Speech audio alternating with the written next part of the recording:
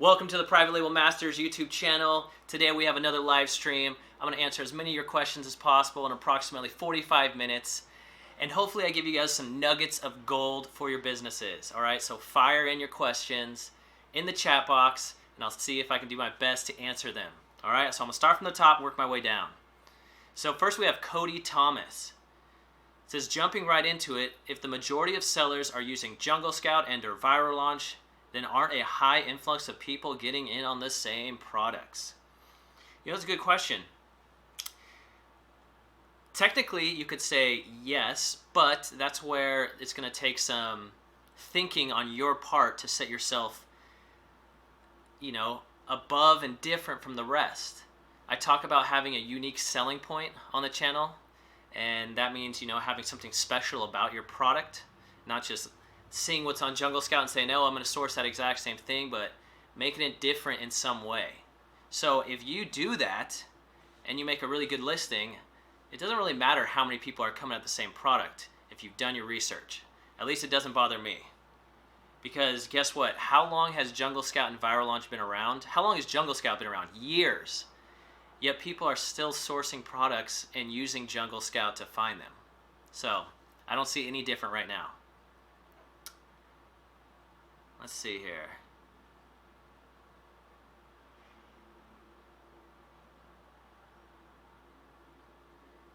Hi Tim, how are you doing? Just want to hear from you if Facebook ads are gold for coming soon product campaign. Ralph Cabaltis. Facebook ads were great. You just got to know how to target the audience and how to set up the ad.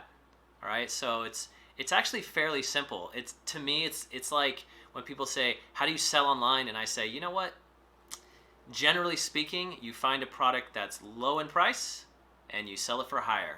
When it comes to Facebook ads, you have a good product at a good discount and you put it in front of the correct demographic and it works. Okay? So yes, I recommend Facebook ads. All right, Rich. I have a 5-pack and a 10-pack. Do you recommend merging my listing? If so, how? So my question for you would be, is both the 5-pack and the 10-pack ranked front page? All right, if the 10-pack, let's say, is ranked on page 8 and it doesn't get such much sales velocity as the 5, then yeah, bring them together and hopefully you can upsell some of the 5s to 10s. But now if both of them are on the front page, you're taking up a lot more real estate. Maybe you're taking up the top 2 PPC spots too, right? The more real estate you can take up, the more traffic you're going to get to your listings. I recommend, if you do not merge the two, to make sure that you have a coupon or a promo code that kind of cross-sells them. Hope that answers. All right, let's keep going here.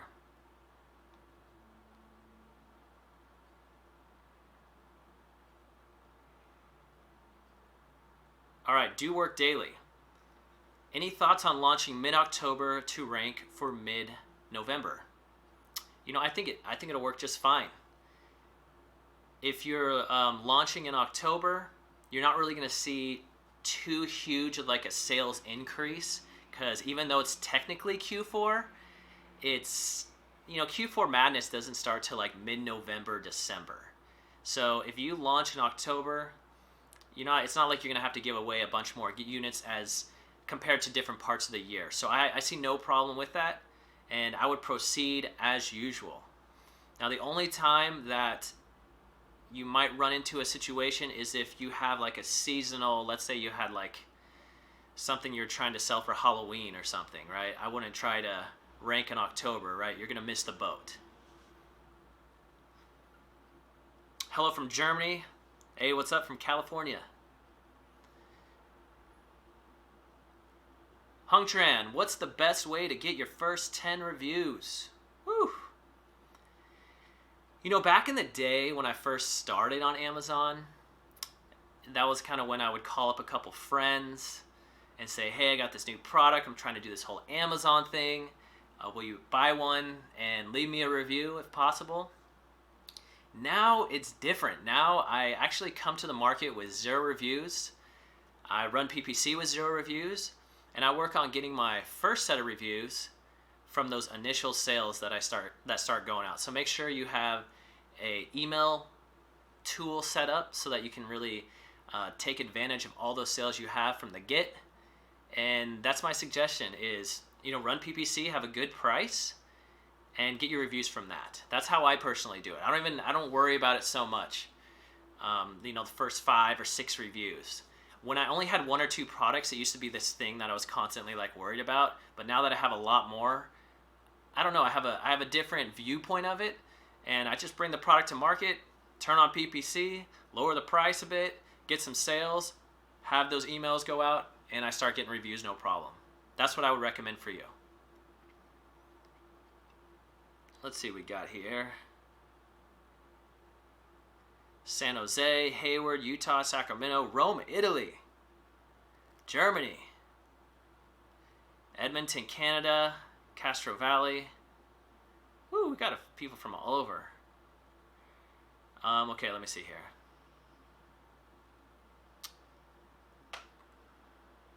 Nick, are you still launching with a traditional 7 to 10 day window, or have you tried doing it all in one day? Are deep discounts with 2 steps still working for you? So I still do, the standard 5 to 7 days. I mainly use Facebook ads for that, and it's been working fine for me. I have seen people doing the launches in 1 or 2 days and having success.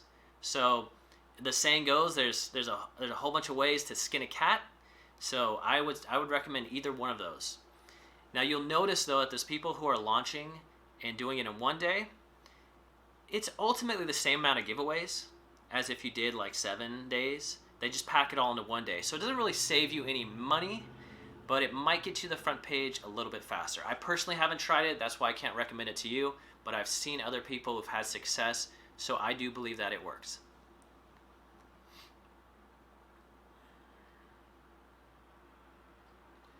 How can I make consumers aware of a problem they don't even know about? Well, I believe that I'm not one who goes out there trying to create a new market, a never tested product or something like that, solving an issue that I think they have, right? I always go to the market with products that I've seen already sell. And you know what? I'm going to do exactly what every consumer is going to do. They're going to look at the negative reviews.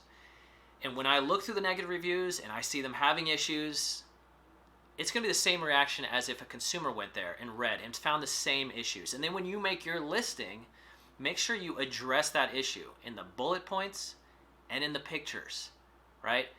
And you may even do it in the title. And that's how you can really separate yourself and draw out that unique selling point for your product and compare to the competition. All right, next question is, hi Tim, what do you think about AMZ Tracker? I used to use AMZ Tracker just for tracking keywords, but I liked AMZ Tracker's keyword tracker, and I also liked Helium 10's, but Helium 10 had a better overall package that I'd use more of the tools, and there was no use paying for both of them, so I dropped AMZ Tracker and I moved everything to Helium 10, and that's what I use now. But I had no problem with it, but again, I only used it for the keyword tracking software. Let's see. At this point in time, do you recommend Jungle Scout over Viral Launch or vice versa? I like both of them. In fact, when it comes to Jungle Scout, Greg Mercer, every single private label seller, they should pay 10% royalty to him and send him a thank you note for what he's done for all of us. In regards to those two tools, the only differences that I've seen is Viral Launch has maybe a few different filters, but Jungle Scout works just as well. So if it's one or the other, Viral Launch will have more filters, but Jungle Scout works just as good. So it's neck and neck.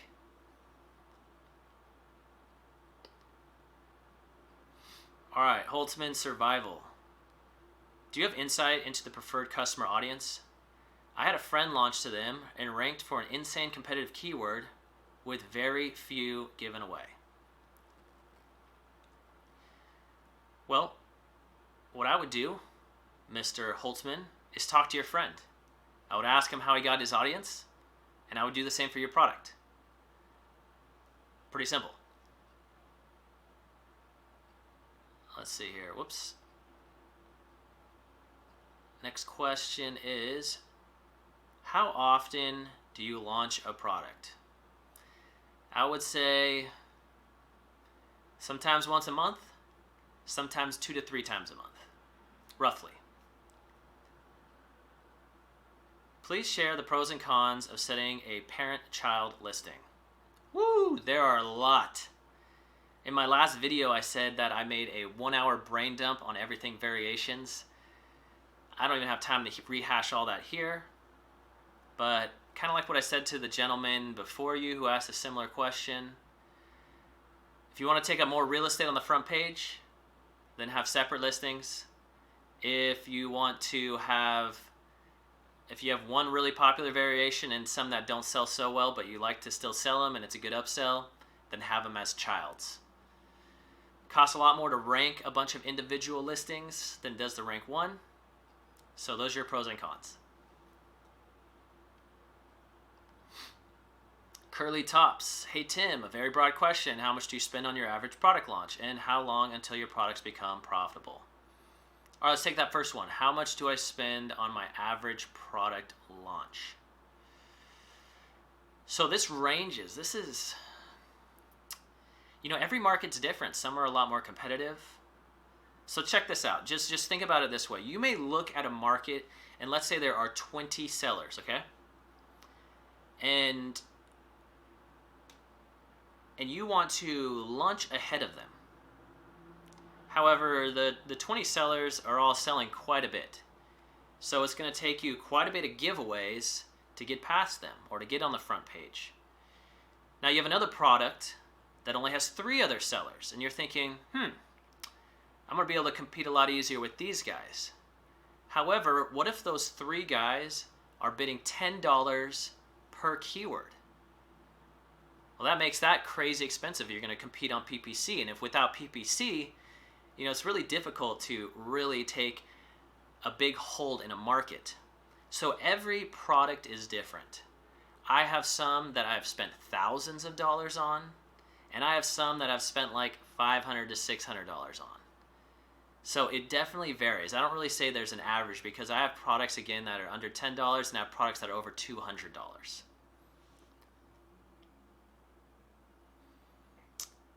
All right. Do you optimize price for profit or do you optimize price for conversion rate? With the idea that sales velocity will keep the rank up, thus making more money in the long run.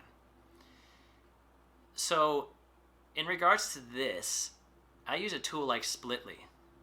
And depending on my goals, if I'm trying to get sales velocity, I'll put that as my goal. And if I'm just trying to make more profit, I'll put that as my goal. So again, every product is different. If I need to boost my rank, I don't really care so much about profit. If my rank's already good and I'm trying to get as much profit out of it, then I adjust with that goal in mind. And I use a tool like Splitly to do that.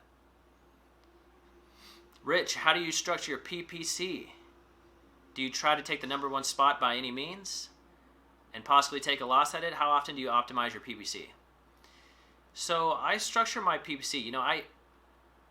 I have probably 2 to 5 products that I don't run any PPC on, and then everything else I run tons of PPC on. I make sure to have an auto campaign. I have broad keywords, I have phrase keywords, and I have exact keywords. Do I try to take the number 1 spot by any means? In a couple of the niches that I'm in, I do. On a couple of them, I'll bid $10 to $15, and sometimes even more than that. Just because I don't want the competition coming in, and I don't care. My profit margin's good, so if someone wants to play ball with me, they're going to bleed to death.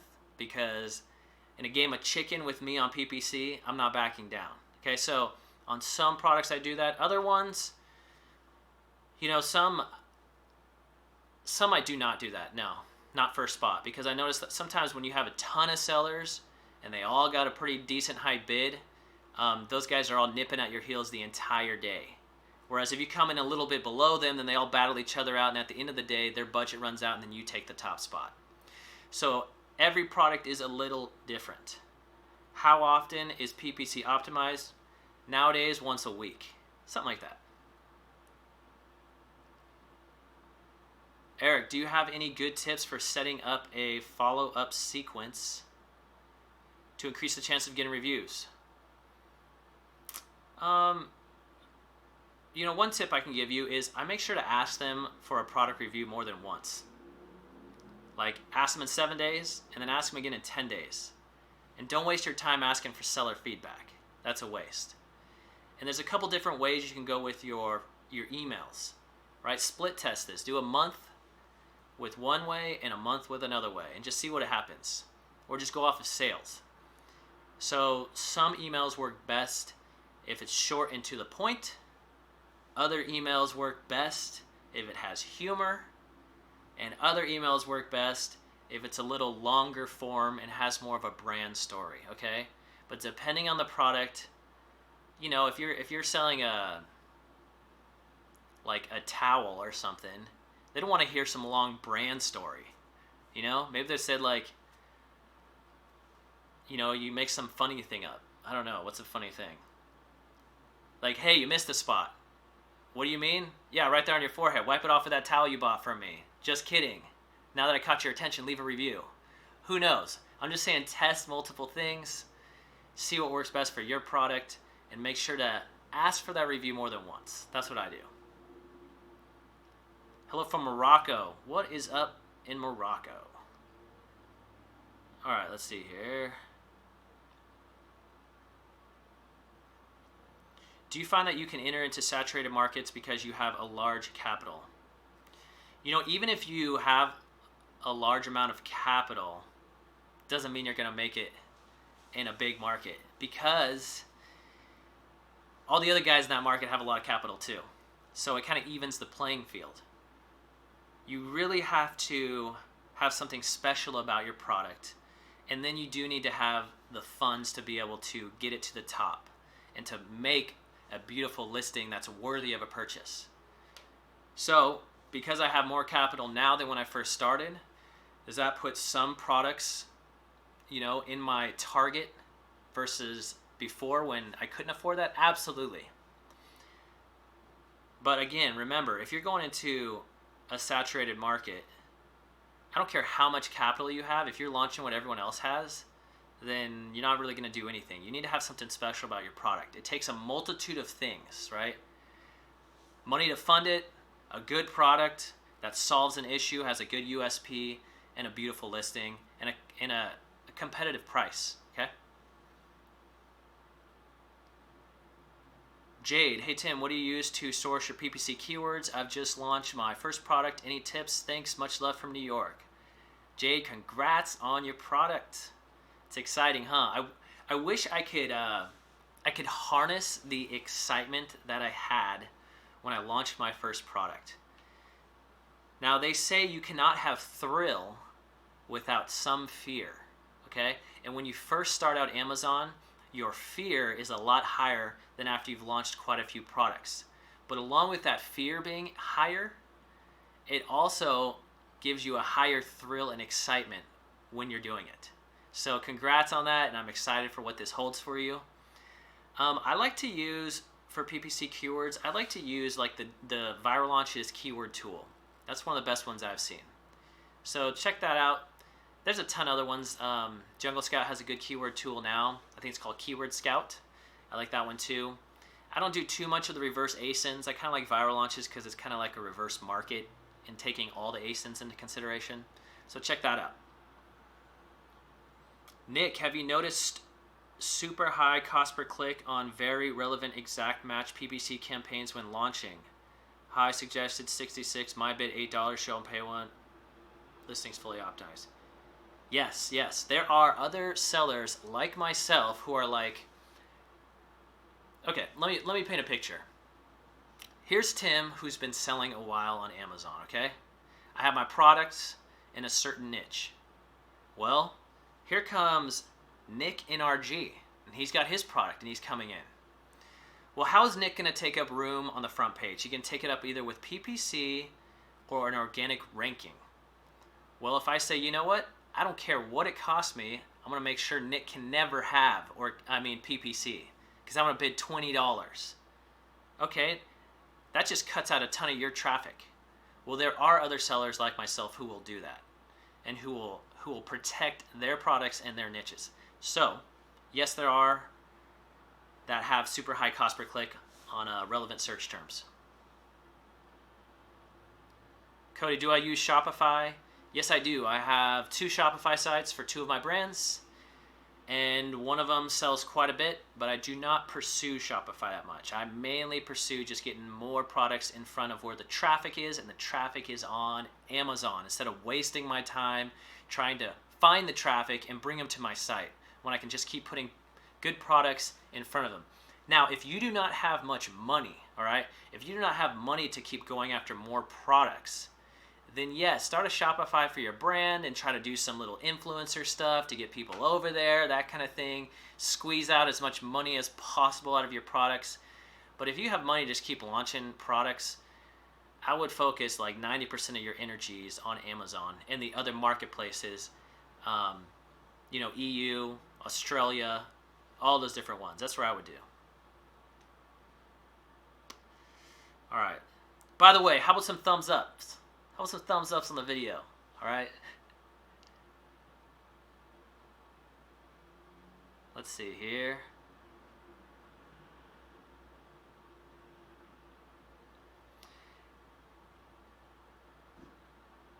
All right. Let's look at this next question. Hey Tim, when do you know if a product you should keep or remove? How soon will there be signs? Heard Kevin King removes a product if it has 3 stars or below. What's your opinion? I don't really agree on the 3-star thing, just because I've had super good products that I just got a couple bad reviews at the beginning. But don't fool yourself trying to think you have a 5-star product if you keep getting 3-star reviews. If you have a garbage product, over time it's going to show it. I would say I don't have a specific time limit. What I do is I look at all the reasons why I think the product is not succeeding, and if there is still areas that I can improve on, I make sure to hit all of those before pulling the plug. I put way too much time in sourcing the product, doing all the samples, sending it in, the branding, all that stuff, in order to just pull the plug after a few days or a few weeks. I'm really going to look in there. What is the competition doing? Is my listing not optimized? What's up with my price and my PPC? Who knows? I'm going to try to uncover every rock possible. And if after that, yes, then I'll pull the plug.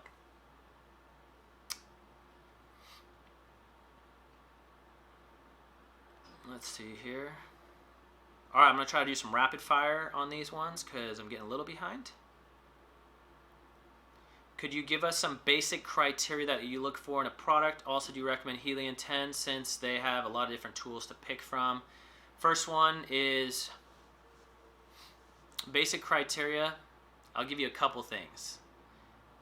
I want you to write down the formula of production time, shipping time, and an extra 15 to 30 days, okay? And that's how much inventory you need to buy. So when you're looking at products, make sure that you can afford that amount of time's worth of inventory. And remember, halfway through that order, you're going to have to reorder another same order amount as that initial one. Do you have the funds for that? If you do not, and your product will go out of stock, then you need to find a product that has lower sales velocity. So make sure to, one, your criteria should be a product within your budget. Number 2, I would say go after products that are over $10, okay? Let me say that. Go after products that are over $10. Now, I have some products that are under $10, but I say go after products that are over $10 because it leaves you some room for PPC, all right?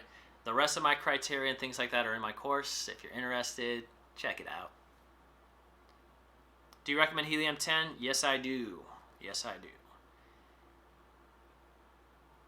Hi, Tim. Can I ask what you do if your products won't sell even after you feel you've done everything possible?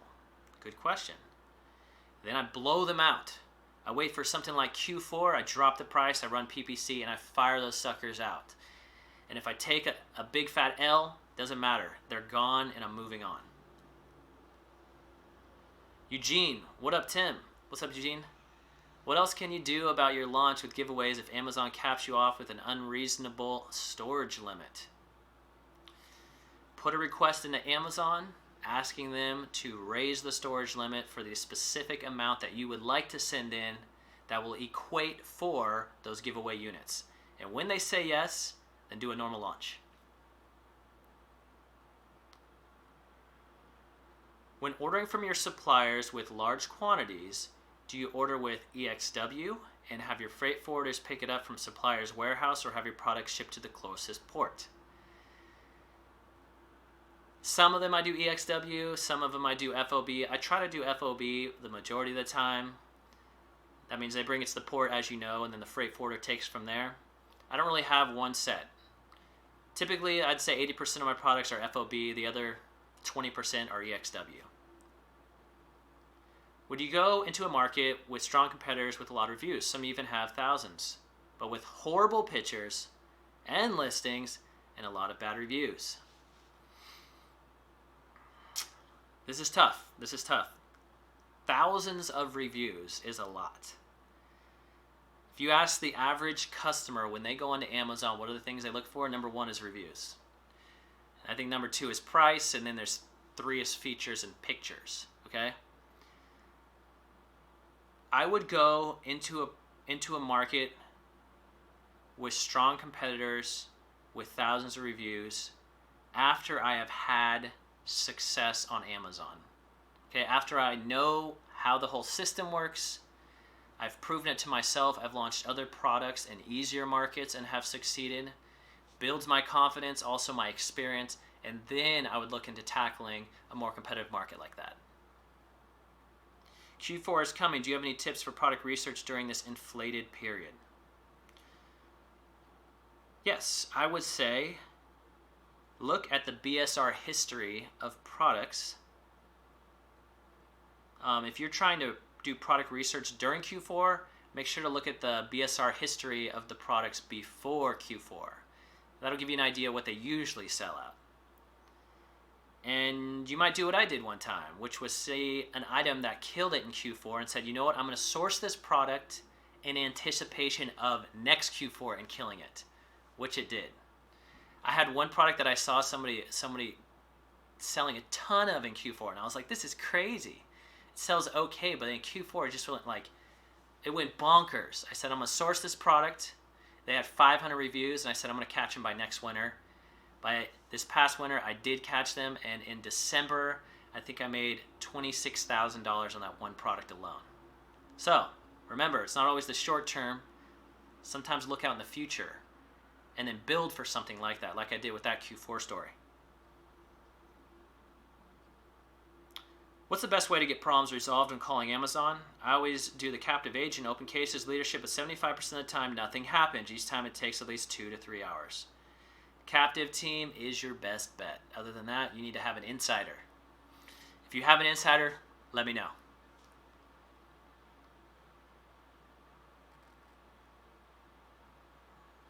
Any A to Z listing creation companies you recommend that do EBC in addition to everything else? Nathan, I recommend you to talk to Rob, all right? I know you asked a ton of questions in lots of groups and even on here, but find a proven professional like Rob. He's in one of my videos, right? And hire that guy to take care of all that process for you, okay? Is backing keywords 250 characters or bytes? 250 bytes. How many keywords do you launch for? 1 to 5 keywords typically.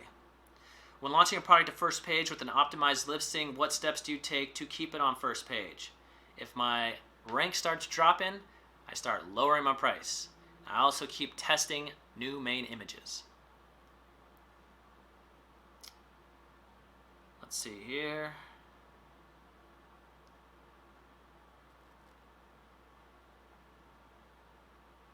The demand exists for people who know what the problem is. The market is tested. How do I create awareness of the problem besides Amazon and build a big brand in that niche?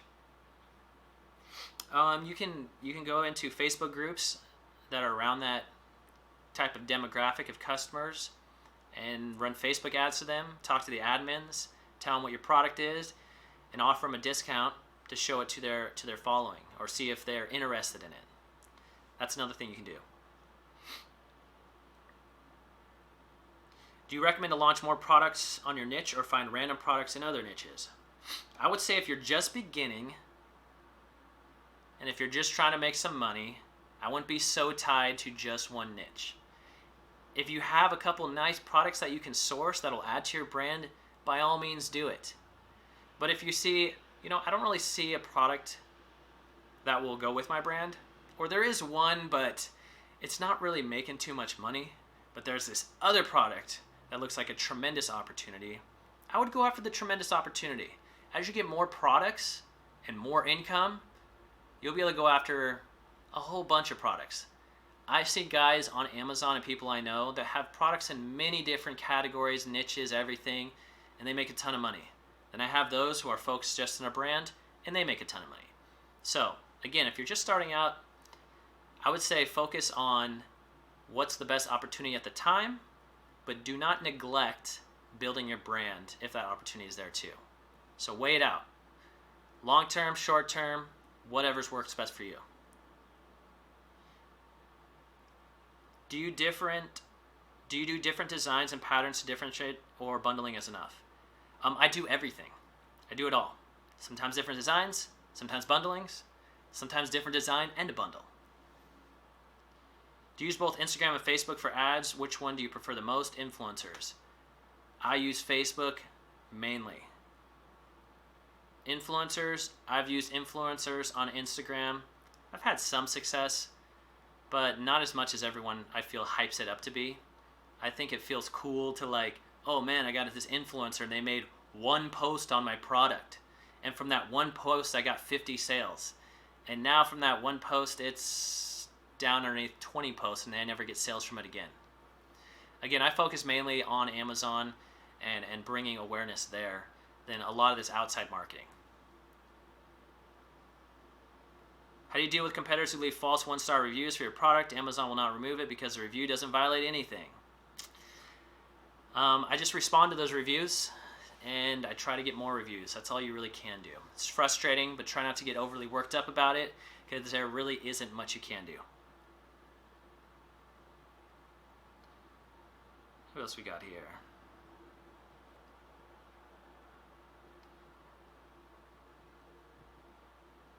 All right, I'm going to fly through these last ones, and I think that might be it for the live stream today. Is the brand have to be all the products in the same niche, or you can go bigger? I don't think there's any strict rules. Look at Nike. Nike's all over the place. Of course, they're a big brand. People like with their brands, especially if they're smaller, to be a little niche specific. That way you can cross-sell and cross-promote better and maybe get people buying 3 of your products instead of just, one here and then finding another person there. So the one thing you can do with that, though, is if you have it all under one brand, then you only have to get one trademark and get enhanced brand content on all your listings.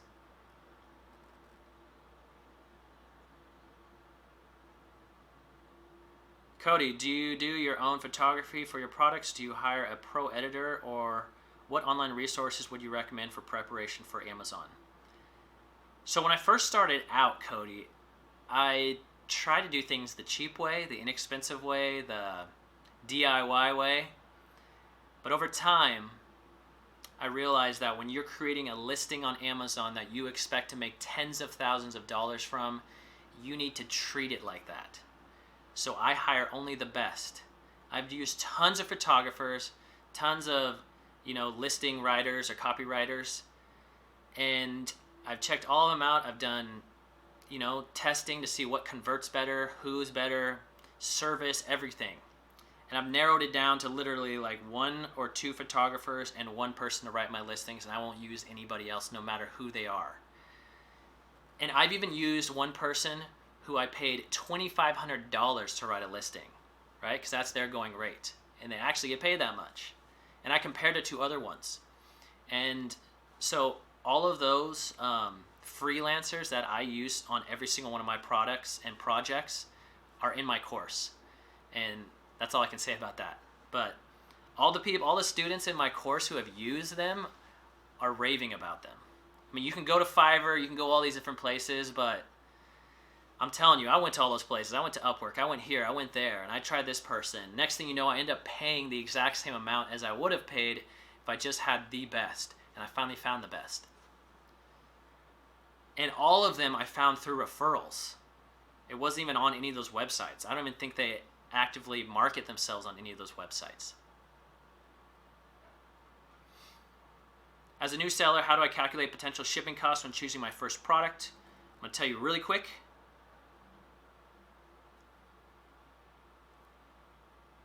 Take an East Coast address, all right? Ask your supplier what the size of the cartons are. Then you talk to a freight forwarder, give them the East Coast address, ask them how much it would be, tell them the weight, the size, the dimensions, everything like that, and realize that sometimes it won't go to the East Coast, and that's just a conservative amount for how much shipping will be. Also, you can ask your supplier for a quote, so somewhere in an East Coast address for your shipment, and then you can get an idea. Do you need to do PPC and launching your product at the same time, giving 92% discount on Facebook? You don't need to. I like to run PPC right from the get-go. And oftentimes that means running it with Facebook ads. Would it be smart to launch a seasonal product right now and be sitting page 1 for holiday sales? For sure. For sure. Nikki King, is my ranking going to get affected when I use a new SKU under the same ASIN? Oh, what's up, Nikki? Sorry. No, it will not. The ASIN is what is ranked. The SKU is not, okay? So if both SKUs refer to the same ASIN, it will not impact your ranking at all. Sorry, Nikki. Do you need a special dock to sell auto parts? I believe you have to get ungated in automotive. Let's see here. All right, I'm going to answer these couple last ones. To launch the first Amazon product, if the competition has 200, 250 reviews, but they're also seeing 150 reviews, you'll enter that niche? Thank you. That's only one part of the picture that I look at, okay? So the reviews are important to look at, and those look like nothing crazy, right? I can see you entering that market, but you have to see, do you have the funds to stay in that market, and do you have a unique selling point with your product to get sales from those other ones? What is the best way to gain more reviews besides email sequence? Kind of stuck in my reviews. Inserts and more sales. What happens when I launch a product without brand registry, and after what I register my brand, do I lose reviews? No, you don't. How many units you recommend for the first product? Rewind the rewind the live stream, and I talk about how many units to order. And do the tariffs on Chinese goods worry you in the future products? Not really. I mean, it's something that everyone's gonna have to deal with it, and everyone in the niche, if you're in a niche that has higher tariffs, everyone's just gonna have to pivot, and most of that will just be passed on to the consumer. When running a Facebook ad, is it necessary to have a separate landing page, or can it be directed to the Amazon listing? Yes, it can be directed to the Amazon listing, and no, it is not needed to have a landing page. I've done it both ways. You need a discount for your course, please. Hey, you know what? I'm going to have some videos coming out on YouTube, and if you comment, like, subscribe them, I'm going to start giving out a free course, okay? So make sure to stay subscribed and watch those videos, because that's a-coming. All right, last question. How to find an answer about tax paying. I have a USA LLC. Should I pay tax for Amazon income? My recommendation is talk to a tax professional. and I am not one of them. All right, go to taxjar.com, go to avalara.com, talk to those professionals, and they'll answer all your tax questions.